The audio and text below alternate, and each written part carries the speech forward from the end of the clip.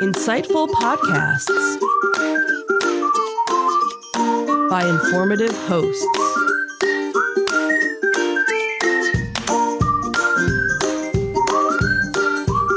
Insights into Things, a podcast network.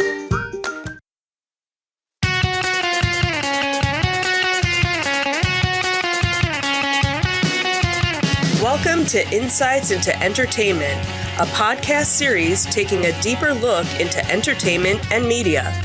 Your hosts, Joseph and Michelle Whalen, a husband and wife team of pop culture fanatics, are exploring all things from music and movies to television and fandom. Welcome to, that was kind of a sudden intro there, wasn't it? Sure was. Kind of cut that off a little abruptly. A little out of practice. Welcome to Insights into Entertainment. This is episode 149. Franklin, my dear, I don't give a Zolocon.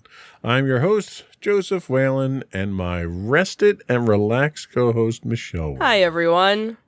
How are you doing today, dear? I'm doing well. How are you? I am frustrated because my camera 3 is not working and I had to quickly replace it. I understand. But other than the technical difficulties, I think I'm doing just fine. That's good.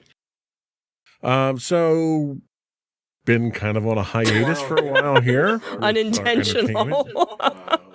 We just haven't had a lot to talk about. Yeah, we keep kind of trying to, I guess, revamp how we want the show to be, what we want the show to be. And we just haven't really found that right mix of what we actually want to do. We don't want to just regurgitate, the news stories. We want to add value. Right. We want to add value to the things that we talk about. Right. We want to make it so that, also you can go back to a past podcast and re-listen to it again and find some entertainment value from it. So, and I think the weekly cadence got to be too much of a grind. It got to the point where we were struggling to find things. Right. To include in the So show. it was definitely we want it to be quality, not necessarily quantity. So if it's something where it's once a month, it's once a month. If it's twice a month, it's twice a month. If it's, I think at minimum once a month, I think we can come probably up with enough things to talk about. Especially now that convention season's going on. Yeah. So today we're not really going to be talking about much in the way of news. We're going to be talking about a couple of things that we had attended. We will be talking in our first segment about the Disney 100 exhibition at the Franklin Institute in Philadelphia. Then the next day, actually, we went to Zolocon. Zolocon. It's your most favorite convention, toy show to go to. So we so you can say that. We have a little bit of footage from both of those. We'll take a look at those. And then I kind of threw something together real quick for our third segment here. I thought it would be worthwhile, since our last podcast, we talked about swapping the Bobs again and Bob Iger coming back. Thought it'd be kind of interesting to kind of see where things are and what challenges Iger might be facing right now, and just get your opinion on that and how things are going with Disney, since he's come back into the fold. But before we do that, though, I would like to invite our listening and viewing audience to subscribe to the podcast. You can get audio versions of this podcast listed as Insights into Entertainment, and you can get audio and video versions of all the network's podcasts listed as Insights into Things. You can find us pretty much anywhere you can get a podcast these days, Google, Apple, Spotify, and so forth. I would also invite you to write in, give us your feedback, tell us how we're doing, give us your suggestions on what you'd like us to talk about. You can email us at comments@insightsintothings.com. You can find us on Twitter at twitter.com/insights_things. Or you can get links to all that and more on our official website at www.insightsintothings.com. Shall we get into it? Sure. Here we go.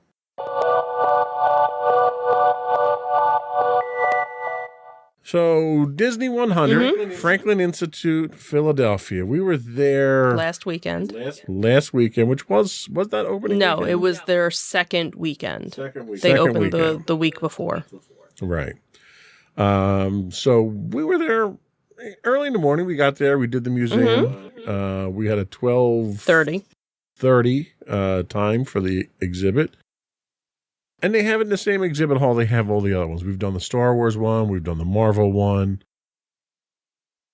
What are your thoughts? Walk us through it. So I have to say, if you are a fan of Disney, any aspect of Disney, being in this area, we're very fortunate because this is the only location within the United States that this is going to be. So there are people that are traveling from all over the country to come and see it because this is the only place. So that's kind of special to think that that we're kind of hosting it, even though we're not physically hosting it. And let's be fair, since they always do the D23 in California, the least they could do is give the East right, Coast exactly. And that's when you think about all of the D23 events and everything else, it's usually always Florida or it's California. So to actually have it, in Philadelphia, so really for anybody that's within, a couple of hours, and you're a Disney fan, this is a look into, behind the scenes stuff that you don't normally get to see.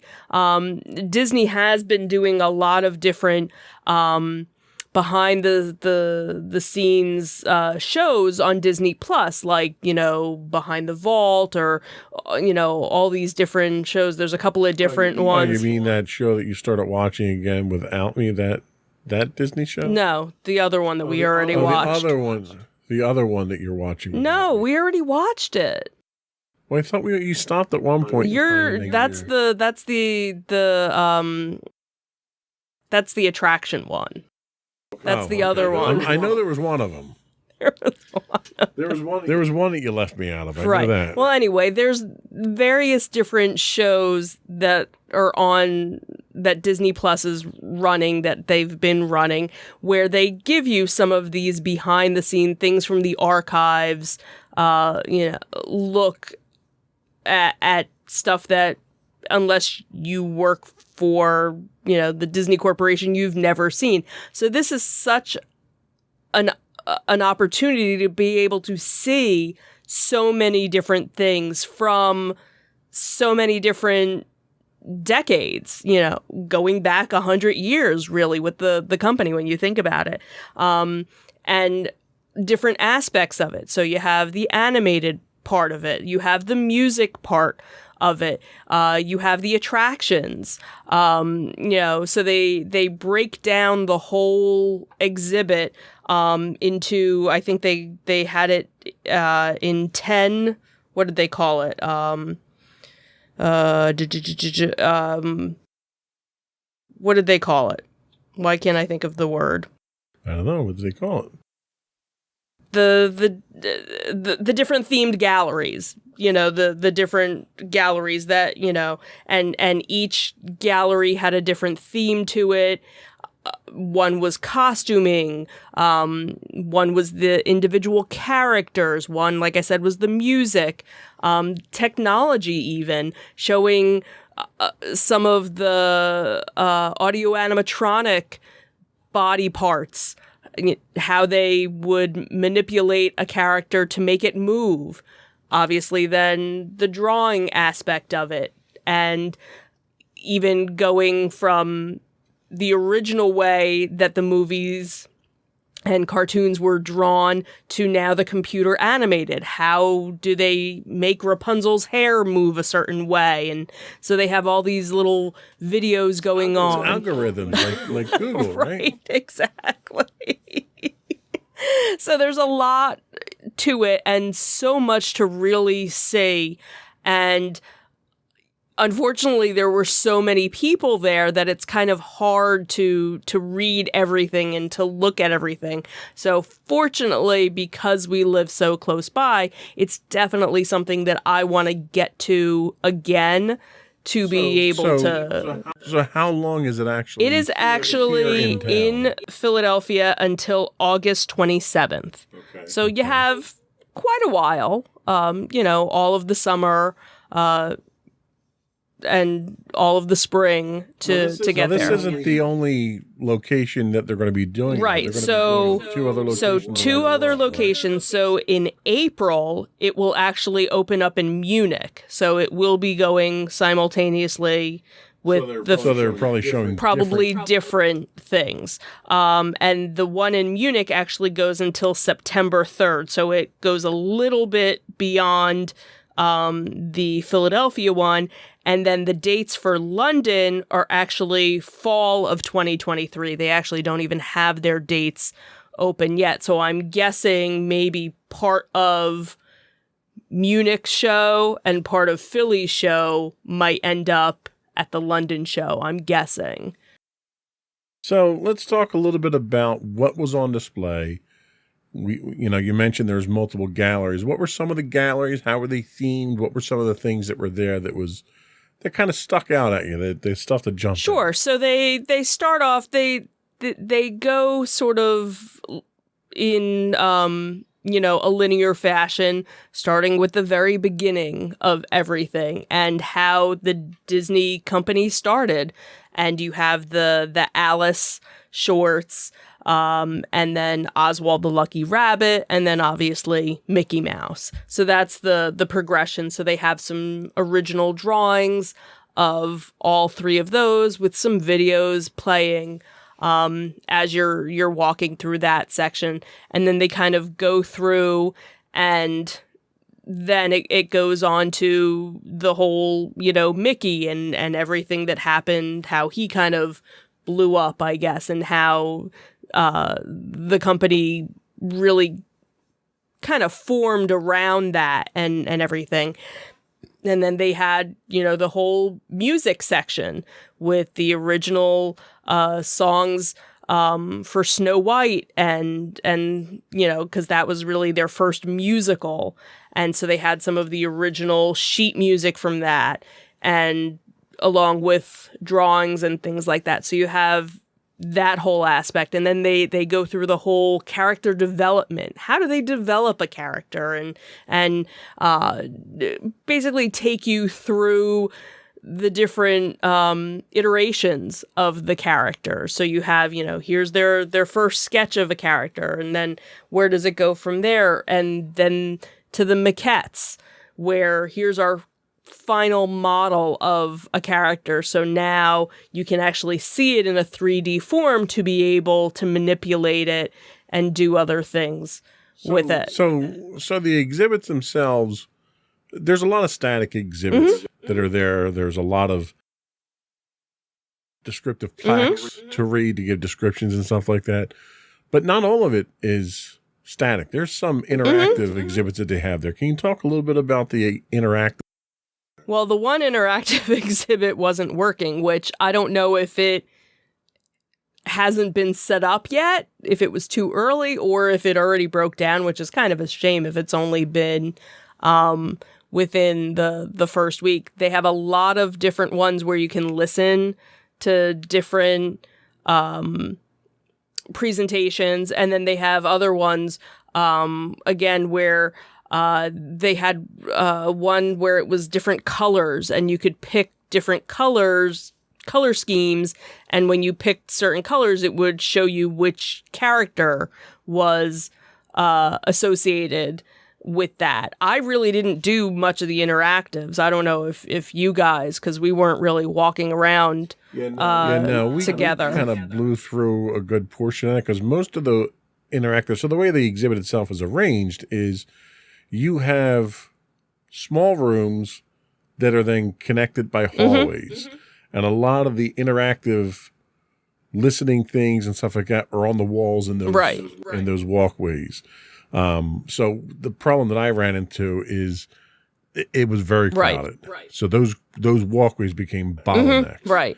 So I kind of was rushing to get through those into a more open room. So we skipped a lot of that stuff.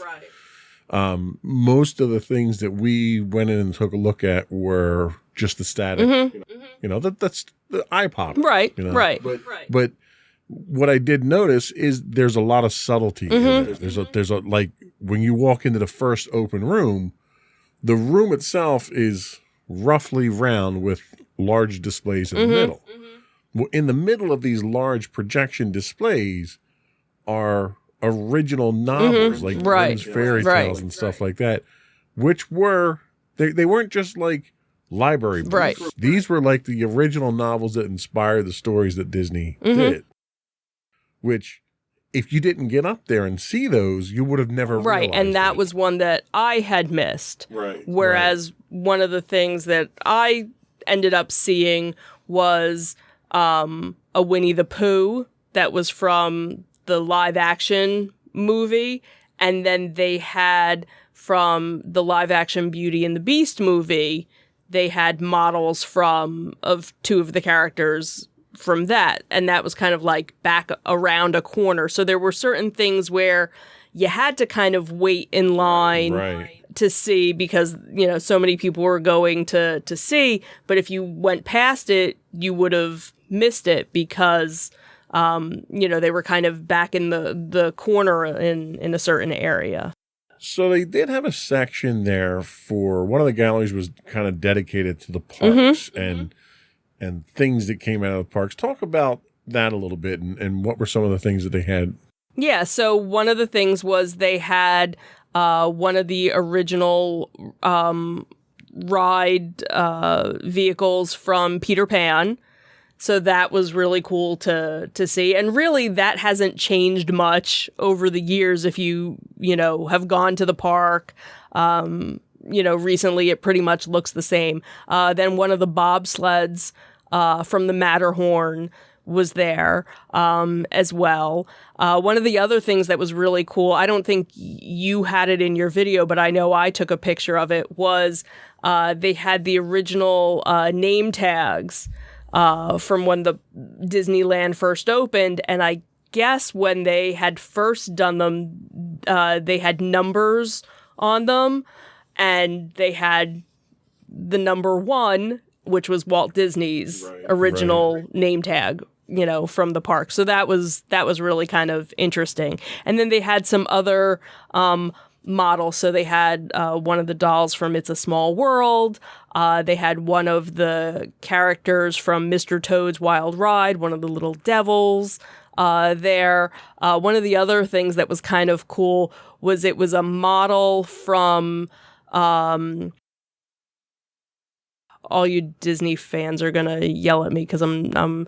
Is it in the movie? I don't think it was in the movie, but it was the Inner Space ride. But the little model, it's the Doom buggy. It's, you know, but it was blue because on that ride it was the Omna. I can't think of the ride vehicle, but it looks like it's a little Doom buggy, except it's blue and there are people in it. Maddie did catch. Yeah, that. I was like, oh look, there's my Doom. Oh, it's not the Doom buggy. You know, but I knew what it was because I knew they used that same ride vehicle in other rides back in the day. So of everything that they had there, what was the biggest highlight for you of the entire thing? Oh, I don't know. What jumped out at you the most? I don't know. I don't know if there was any like one. What was the most impressive thing? What was the most impressive? Well, I guess the castle, but that wasn't. Okay. Yeah, that was just a model of the castle. I think, you know, Walt's name badge, you know, his name tag was probably, from a sentimental, totally, you know. The thing that jumped out at me the most was the model of the Nautilus. Like, it was the hero model that was 12 feet long. Right. Monstrous. Right. That was just impressive to come around the corner and see that. Yeah, like everything was like, oh, wow, cool. Like if they would have had something from the Haunted Mansion, that probably would have been like But they didn't, and that was kind of disappointing. Yeah, but that's the whole thing, is I don't know if other... It's a shame because it was such a pet project of Walt's. Right.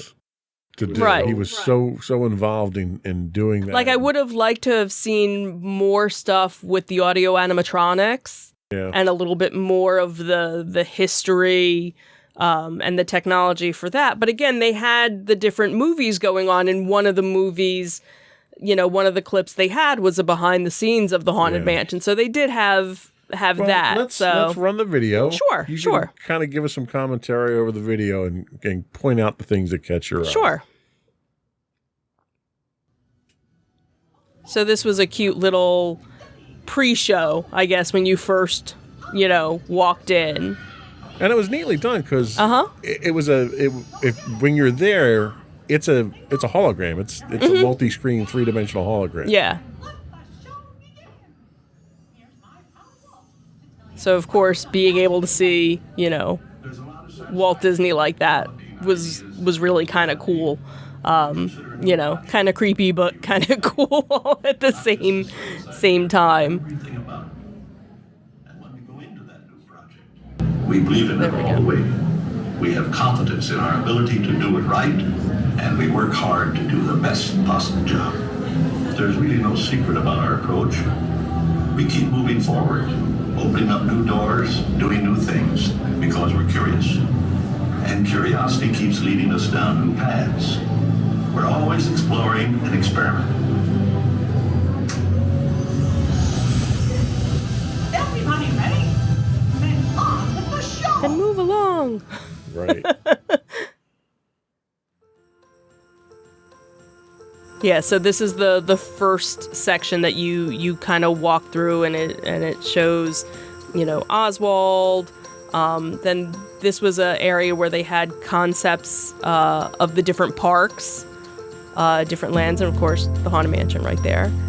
This was that book section that you were talking about. So this was talking about where they got the inspiration for their different movies and shorts and things like that.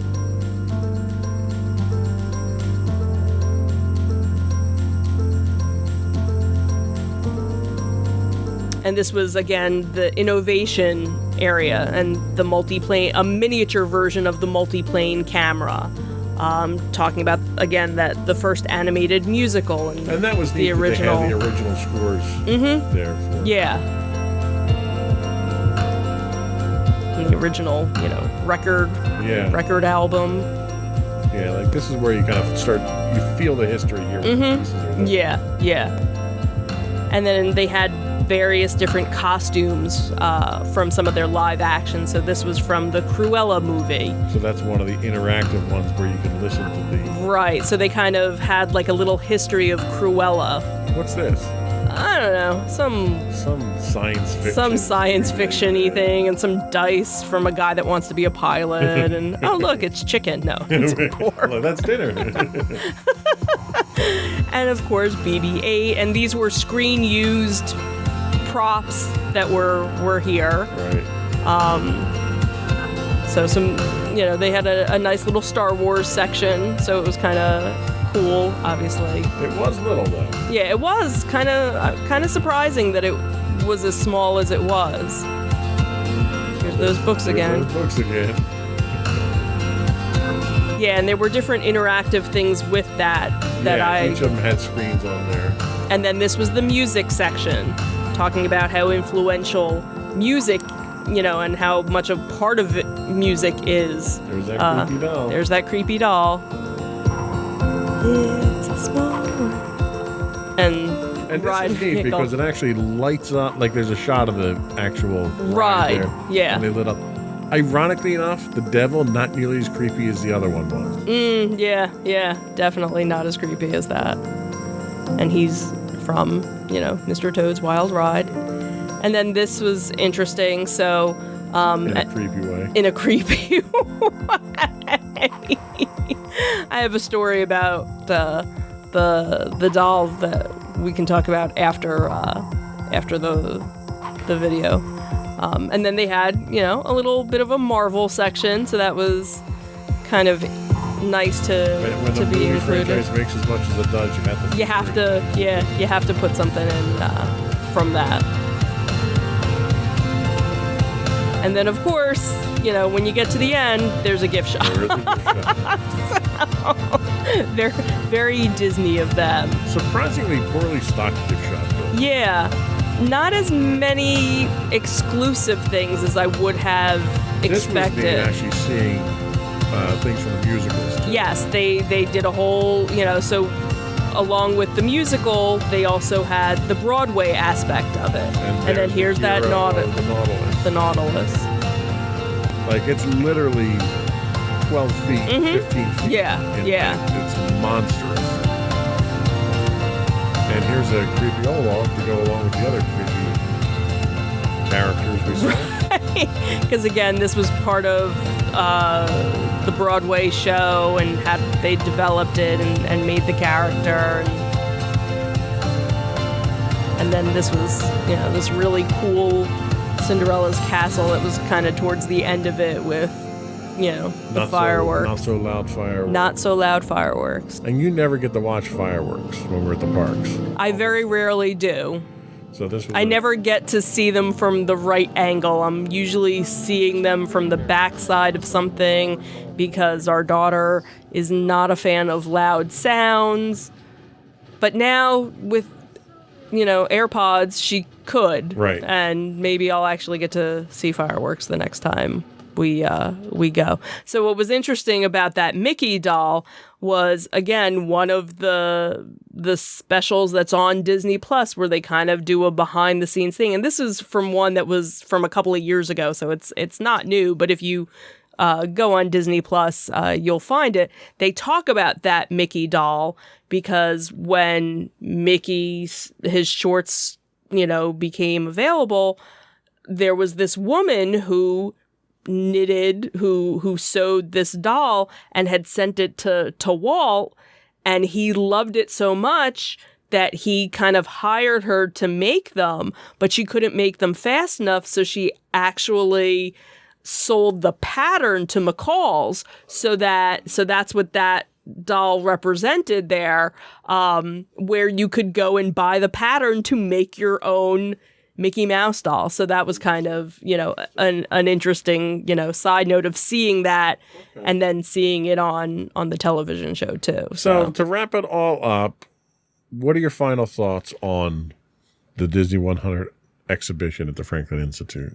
If you're a fan, you have to go. You can't miss this opportunity, especially if you're somewhere within the East Coast, or if you're out in the West Coast and you want to fly out to Pennsylvania to Philadelphia and make a weekend trip of it. There's obviously enough stuff to do in the area. We're pretty historic in the Philadelphia area. We've had a couple of things happen here, so you could definitely make a week, a long weekend trip. What's nice is that if it's something where you don't want to do the rest of the museum, because if you if you go during the day with the exhibit, you get the rest of the Franklin Institute included in it. But if it's something where you don't want to do that, they do evening hours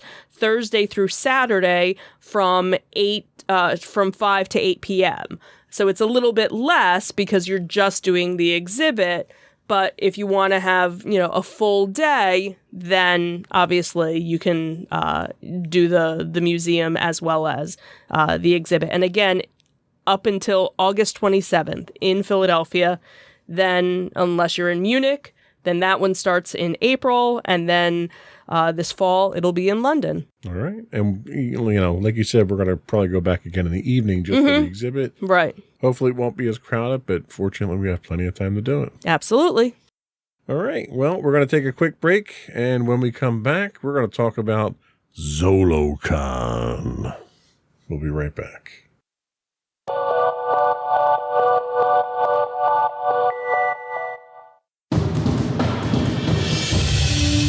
For over 7 years, The Second Sith Empire has been the premier community guild in the online game Star Wars: The Old Republic. With hundreds of friendly and helpful active members, a weekly schedule of nightly events, annual guild meet and greets, and an active community both on the web and on Discord. The Second Sith Empire is more than your typical gaming group. We're family. Join us on the Starforge server for nightly events such as operations, flashpoints, world boss hunts, Star Wars trivia, guild lottery, and much more. Visit us on the web today at www.thesecondsithempire.com.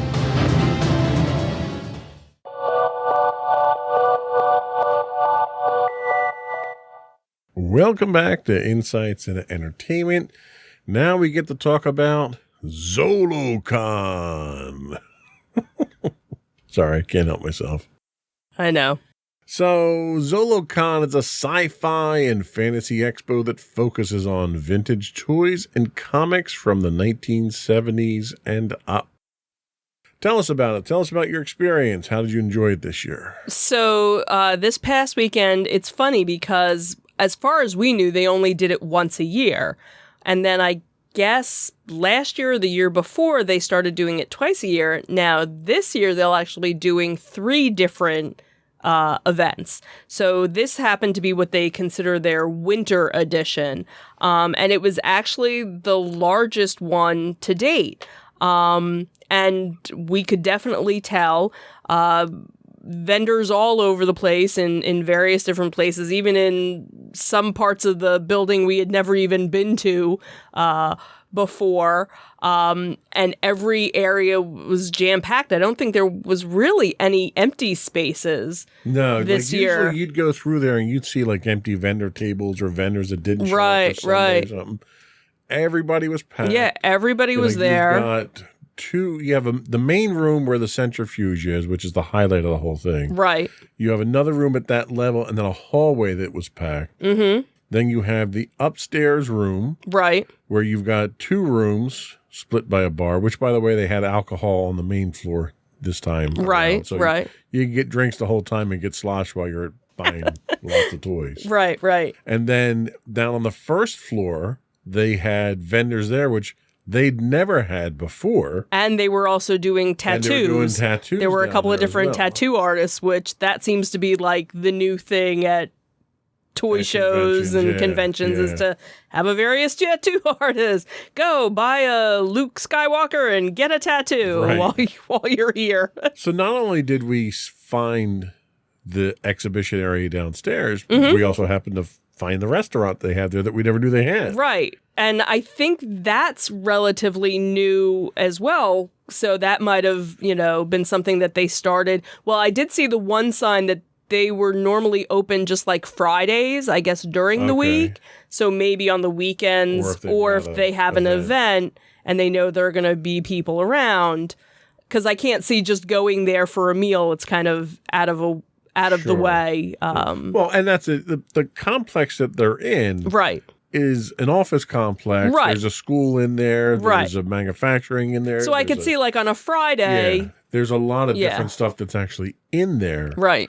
At what used to be the Brewster Aviation plant before World War II, and then it became the naval testing station as well. So again, Philadelphia, a lot of history just in that one little area there. Yeah. How were the crowds? It was crowded, but it wasn't,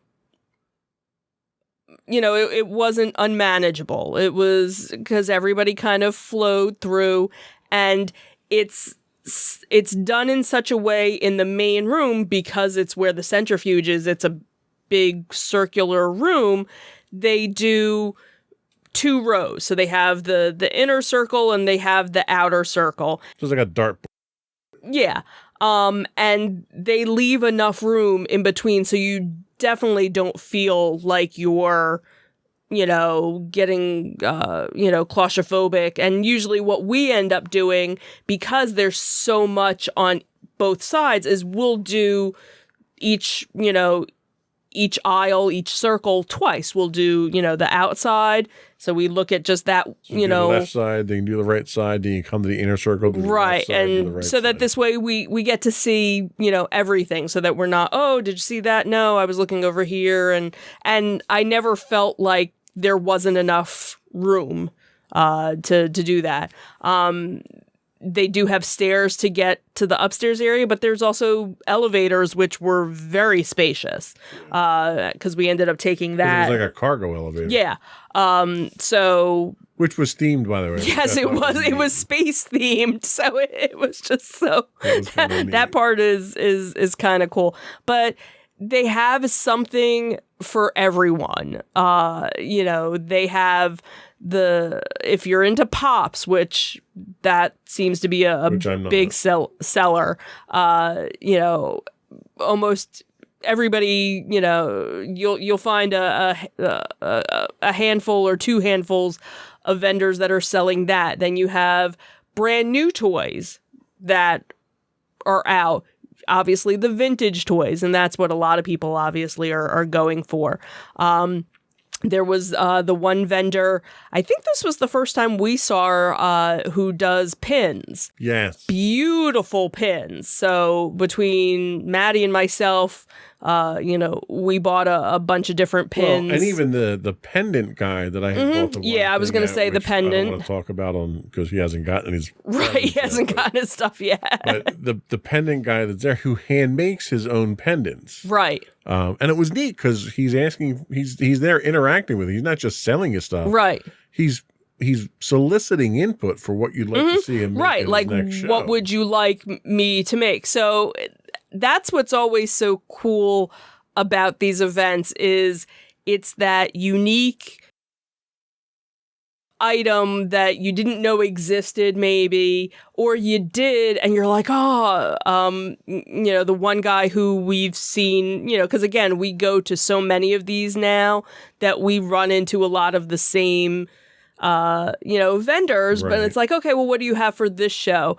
And the one guy, he sells Lego minifigures and he makes the Lego figures. This time around, I didn't buy a Lego figure from him. He was selling purses and wallets, and he had a Haunted Mansion purse. And I was like, all right, take my money. Yeah. So it's, again, something you never know what you're going to find when you go. And like you said, part of the whole Zolocon experience is the venue itself. Sure. Just, knowing the history of that building and what happened there. And that was what was kind of cool too this time around, was because we were going to these other areas of the building, there were more pictures and plaques and different historical things about what had happened at that building in the past. So that's really kind of cool. That I had noticed was, while it was vendor heavy, it was kind of light on artists this time around. There wasn't many. Like last time, there was probably 3 or 4 times as many artists on that inner ring there. Didn't get as many artists this time. So I don't know if it's really it's not a comic book show. Right. Even though there are guys that are selling comics. Right. So you don't get a lot of artists. They had the one author there who Maddie had bought her book last time. Oh, okay. There, but not really a lot in the way of artwork. Right. Which I don't have enough room on my walls right now as it is, but right. Kind of noticed that was one of the big changes.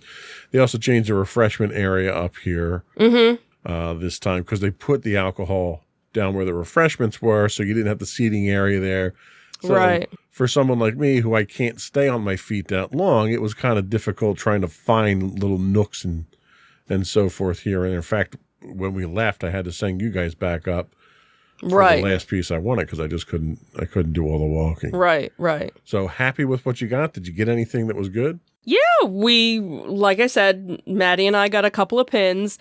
I ended up getting some Star Wars Pyrax, really for you, for lunches. So, interesting, unique things that wouldn't have thought to find. And cue up the video. Sure. This was video footage that we took while we were there, and I had Maddie walk around with the camera for a little bit. just to see what some of the things were that they had.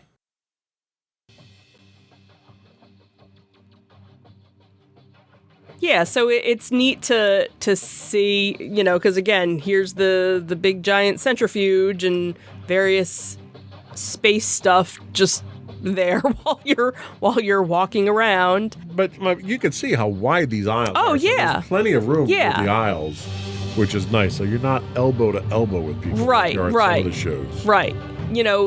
Some of the sections, with individual vendors, if they had like a little corner and you wanted to go into the corner to see, then it might have been tight. But other than that, for the most part, and there were a lot of people there when we were there, so it wasn't like it was... And this was Sunday that we were there. Right. We usually always tend to go on a Sunday. If we're not going for panels or for celebrities, which we usually don't go for, we'll almost always go on a Sunday. We'll go on the last day of the show because the vendors tend to be a lot more interested in selling their stuff. Right. Yeah, and you have, a bunch of the vendors with homemade, a couple of vendors with D&D stuff, dice right. and dice towers, which, it's kind of nice to see that coming into its own now. Right. I really need to coach her on how to make some movements with the camera. A couple of these I had to slow down. Go slow. Yeah, it's just such a nice, because like the one vendor selling coffee, he wasn't there at this one. So, here was the pin. Yeah. And ton of pins. Too. Ton of different types of pins, and more on her website, which is nice. A couple of people dressed up, not a whole lot. Not a lot. But, there were some. They were doing a custom toy. Well, they usually do a costume contest. Did they do that on Saturday? Is that why? I don't know. Maybe, but they were doing a custom toy contest. Right, like a action figure. Right. Toy. Yeah. Right.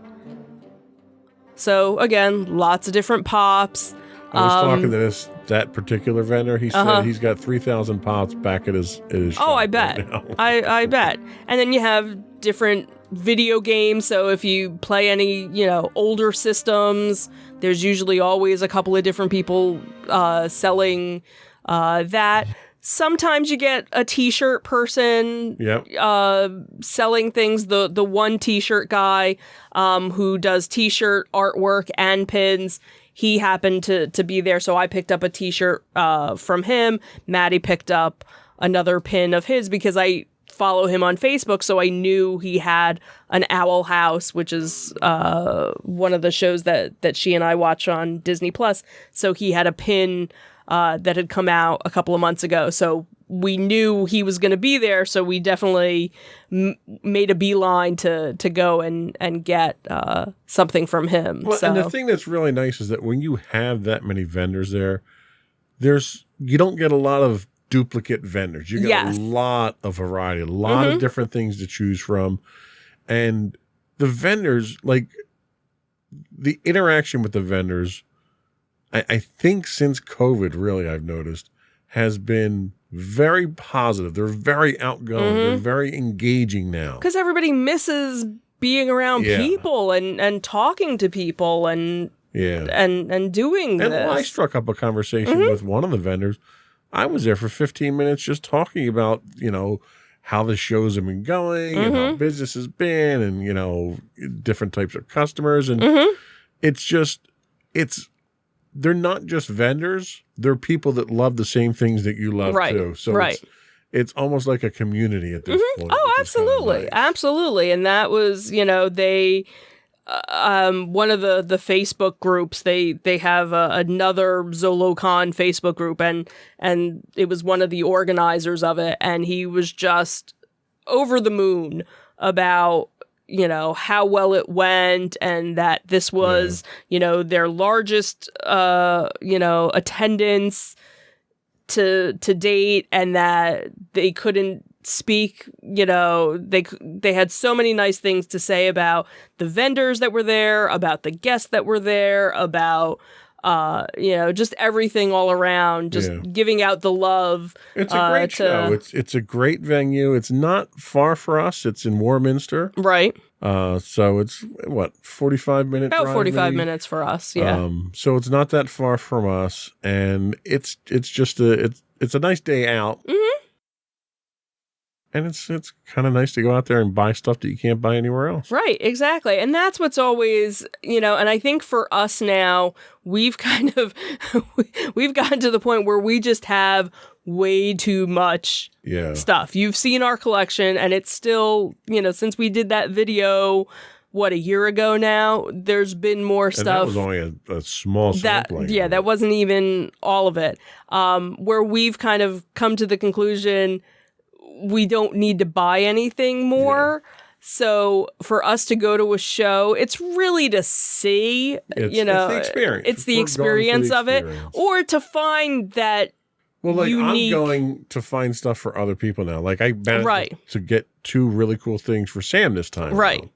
That I couldn't get anywhere else. But that's kind of where I'm at. Right. And Maddie ended up picking up a couple of things that she wouldn't have normally been able to find. And the things that I got, again, were that unique, individual, one-of-a-kind the types thing. Of things that I would be looking to add to my collection at this point are things that would require me to mortgage the house.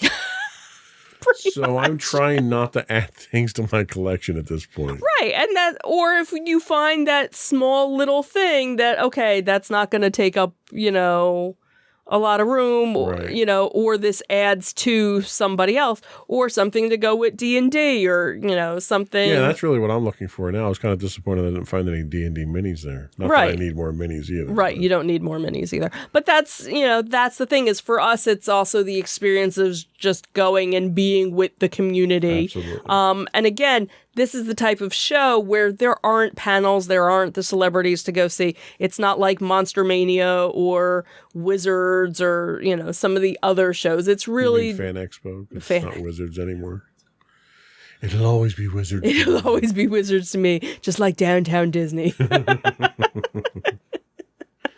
You can't take that away from me. All right. So I think we've covered that one pretty well. We're going to take another quick break, and when we come back, we're going to get a feeler for how Bob's doing. The new old Bob. That's what I should have named this. The new old Bob show. We'll be right back.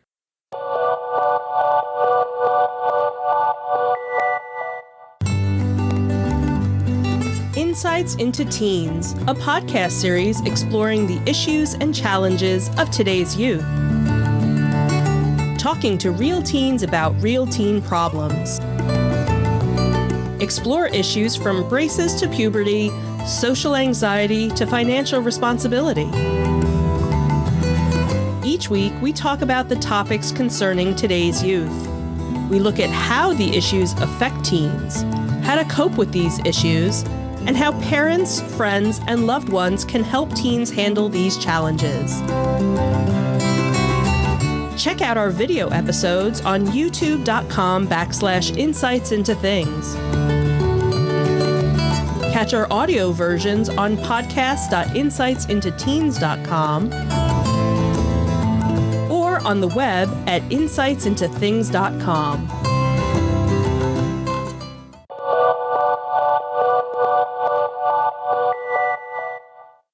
So Bob is back at Disney. Not that Bob, the other Bob. Right. So the original Bob. We've swapped Bob's back to the old Bob. And he's facing some challenges. He's only supposed to be there for 2 years. Kind of a short time to turn things around. Chapek did a brilliant job of running things into the ground in the short amount of time that he was there. One of the first things that Iger's doing now that he's back is apparently slashing 7,000 jobs, and there's $5.5 billion in cost cutting he has to make somewhere.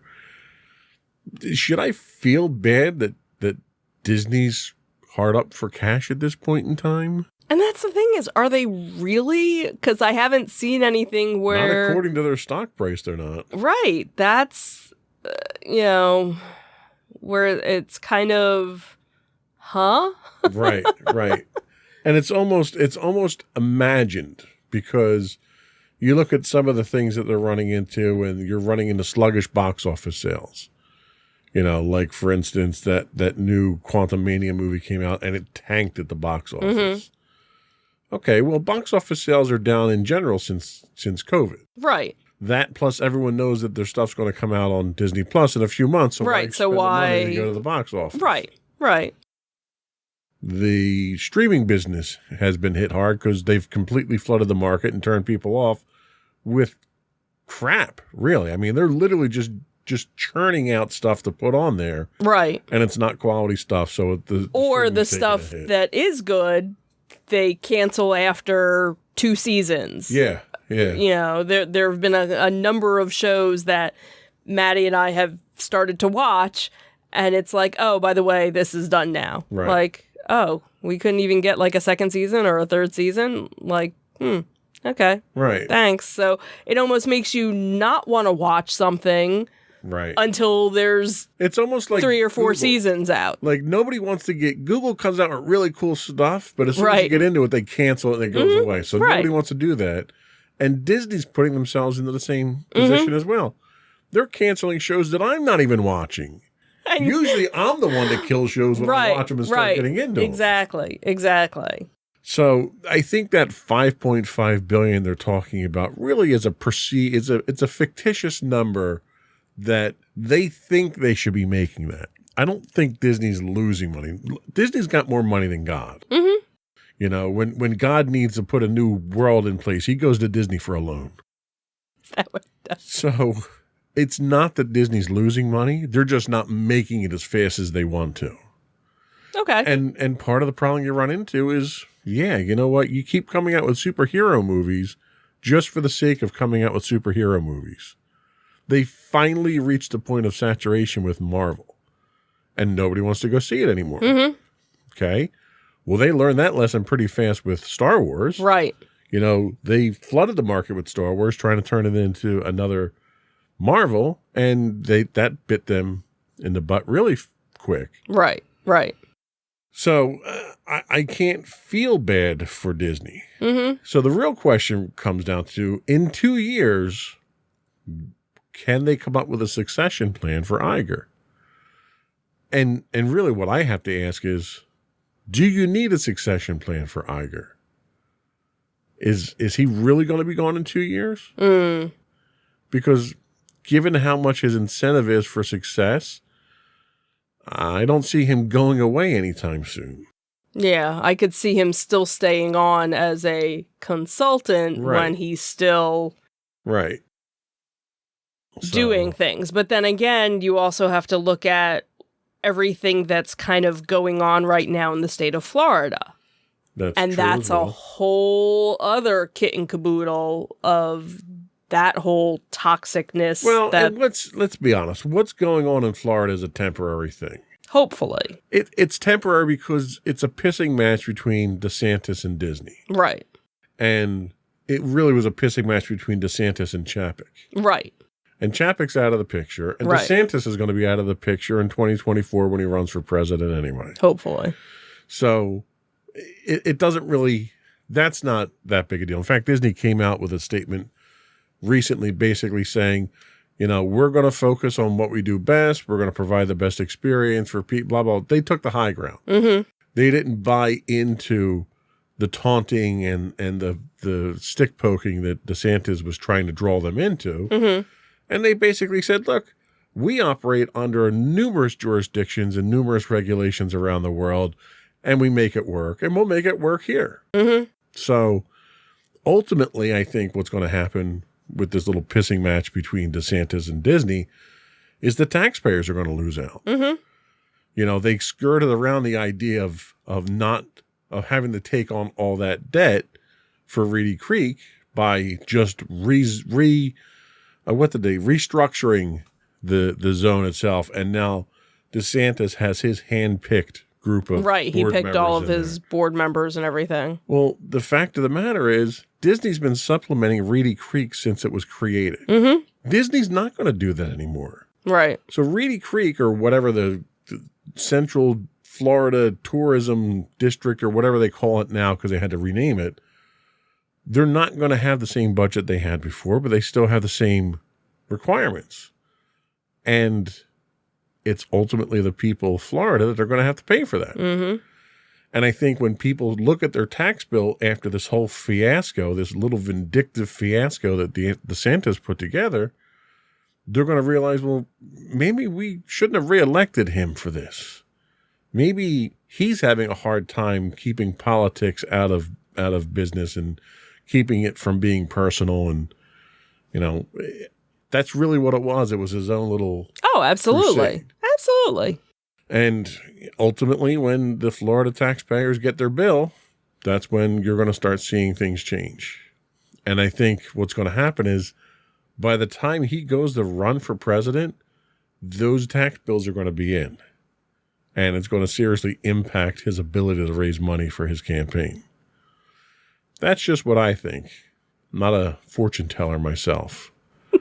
So that state down there of flux is really not going to be that big of an impact. Disney's the number one job maker in the state. Absolutely. Do you really want to piss him off and have him leave the state? And that's the thing, because there are a lot of people who, don't forget, there were a lot of people from California where the Disney company was transferring a lot of jobs from California down to Florida. And now there are a lot of people that are like, I don't know if I want to go down here in this hostile environment right now, the way that things are. So now there's, some various talk going back and forth of, well, maybe we should wait 2 years before, making this change, that maybe California is the better idea. And of course, there's, all the different people saying that, gee, I wonder what Florida would be like if Disney decided, you know what, we're going to just up and move Walt Disney World to a different part of the country. Right. And see how quick, I mean, you're going to, it's Disney is such a huge part of the economy down there that all they have to do is move one division that they have down there. And you're talking thousands of jobs that move out of the state. Yeah. Yeah. And it's the response. It's a direct response to DeSantis. He can't afford that bad press. No. And the only reason he's doing the things he's doing now, and the other stunts that he's doing, it's not just Disney centric. The whole stunt with the flying migrants up to Democrat cities, and his whole stance. I love the fact that he's got this major stance against border security. Somebody really needs to tell the man he doesn't have a border with another country with his state. He doesn't. So you don't have border security. Right.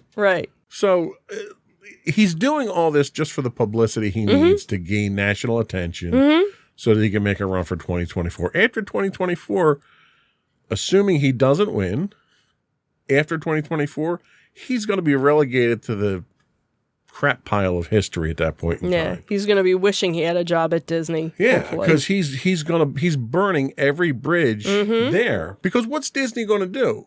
They thought they bought him as a politician because they backed his original election. What's going to happen when your politician that you bought doesn't vote in your favor? You're going to go buy another politician. Right, exactly. And the last thing you want is to have literally one of the largest corporations in the world, again, a company with more money than God, backing a politician other than you in the presidential race. Yep. That's never going to end well for a DeSantis. No. And that's exactly what's going to wind up happening. Here's to hoping. Plus all those voters that they have down there. Oh, all those absolutely. taxpayers that they have down there that are getting screwed by DeSantis. Does he think they're going to vote for him for president? If he gets into a pissing match with Disney when he's just a governor of a state, what's he going to do as president? He's not going to be looking out for these people. No. So he's burning his own bridges. So by 2024, between him and Trump tearing the Republican Party to the ground and literally just burning it to the ground, he's not going to have anything after 2024. So I'm not worried about any of that stuff. Okay. But, Iger's staying out of that now. It was Right. funny how he was commenting on it when Chapek was steering the ship in the wrong direction. Right. To try and get him. Right. Chapek already had the company in the ditch, and he was over there kind of poking a stick in his cage about it. Right. Now that he's back in charge, he's not saying anything about it. He's tight-lipped about the whole thing. Which is the way it needs to be. Exactly. So the one thing I did see is that they're doing away with the parking charge. Right. We did see that was, one of the things that did go away. And that helps me to justify going down. Yeah, absolutely. And that's really been one of the only things I've seen kind of come back. I know they were talking about the reservation system, that they were still leaving that in place, but they were opening it up for more people. The park hopping, changing the time on that to make it more accessible. I think they were starting to do some of the annual passes. Right. They were doing the extra magic hours in the morning. They were expanding out to other resorts. Right. So the problem is Chapek dug a huge hole. Right. He's got to claw his way out of before he wins people like me back. Yeah. And I wasn't a big fan of Iger's to begin with. Right. So he's going to have to, he's got his work cut out for him. Right. I would want to be in his position. And I don't think he's going to be able to fix all of this stuff in 2 years. No, I think a lot of it's going to take time, because it's one of those things. They were so quick to make the changes in the first place. And then, of course, you had the pandemic that kind of escalated it. Kind of breathed down, was breathing down everyone's neck about it. Right. So like now you have, they're starting to do dining options again, like not the traditional dining plan that they had before, but something, and they got to get rid of the Genie Plus. Oh my God. They're not though. That's the problem. Genie Plus isn't going anywhere. They're modifying it again. They'll never win me back with Genie Plus. I'm sorry. It was a waste of money. It was a terrible experience. I walked out of Disney for the first time in, 18 years that we've been going? 15 years that we've been going? Walked out of the first time and felt like I didn't get my money's worth out of it. And when you're paying Disney money, you damn well better feel like you're getting your money's worth out of it. No, I agree. I was very disappointed with it as well. But you never even you never felt like you had that with the fast passes. Like you didn't have to really learn how to navigate it. It was, there were probably people when Fast Pass first started that had a hard time with it and didn't quite understand how to make it work. And that was. Once you're going to hang a Fast Pass, you could make the system work for you. Right. There's no way the Genie Plus works for anybody. I don't know. That's the thing is I think we probably needed to do a little bit more research. But that's it's the a other broken system. But that's my whole point, is that I shouldn't have to take a college course in how to use Genie Plus before I go on a vacation. And the thing is, they build it as being anybody can use it. It's super convenient. You do everything through the app. Everything's wonderful. Right. Well, one, I'm paying for it. Two, it has built-in restrictions that doesn't even come close to comparing with FastPass the way it was. Right. Three, the app was terrible. Right. It was confusing. It didn't always work. Oh, and you got to kill your phone battery just so you can get around the park. Right, exactly. Terrible idea. Right. The idea is I'm on a vacation. I shouldn't have to be constantly on my phone. Like when they had FastPass Plus, when they had the FastPass system, as long as you knew what time your FastPass was for, it was simple. You didn't need to be on your phone. I could do all that on my phone, or I could go to a kiosk, or I could go to a park cast member in the park. Right. I got options. Right. And that was free. Right. I'm paying for a system that they've deliberately handicapped now. Right. So as long as that's in place, they're not going to get me back. It's just that simple. No, I agree. So, sorry, Bob, but it's an uphill battle. I wouldn't want his job. Yeah. I wouldn't even want his salary for his job, to be honest with you. It's gonna take a while. It's not something that's gonna. But that's the thing. He doesn't have a while. He doesn't have a while. Yes, I know. Well, so and unless maybe he's making revolutionary changes, they're breathing down his neck about $5.5 billion that they didn't lose, that they want back because they're not making money fast enough. That's what they're concerned about. And that's the thing is, where is it that you're cutting these jobs? Is it from, certain divisions? Is it a little bit? They didn't ramp back up from the cuts from COVID. Right. And that was going to be my next thing is I know that there are still cast members from the parks that never got called back because they just never opened up that section of the park or, where they had worked before. So yeah, that's okay. How many, are these new cuts? Now what are you going to cut? What are you closing? Or is it, that's the whole thing. What service am I losing now when I go down? But I'm paying you're for. You're not going to cut the price. Right. You're going to raise the price and cut because the you need to make again. them right. Because you need to make the money now. So I'll wait for the dust to settle and figure out who his successor is and how bad they are. Yeah, I guess before we'll I have go to back see. down. Anyway. Okay, we haven't had a chance to bash Disney in a while. It was good to see. Do you feel better now? I do. I feel like there's a weight lifted off of me now.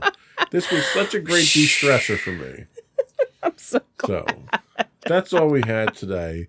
Before we do go, I want to once again invite our listening and viewing audience to subscribe to the podcast. Audio versions of this podcast can be found listed as Insights into Entertainment. You can get audio and video of all of our podcasts listed as Insights into Things. We're available on Apple Podcasts, Spotify, Google, Stitcher, etc. I would also invite you to write to us. You can email us at comments@insightsintothings.com. You can find us on Twitter at twitter.com/insights_things. We do stream 5 days a week on Twitch at twitch.tv/insightsintothings. You can find us on Facebook at facebook.com/insightsintothingspodcast. You can find us streaming 6 days a week on YouTube, as well as all of our videos on YouTube at youtube.com/insightsintothings. You can find us on Instagram at instagram.com/insightsintothings. Or you can find all that and more on our official website at insightsintothings.com. That's it. Another one in the books. Have a good week, everyone. Bye.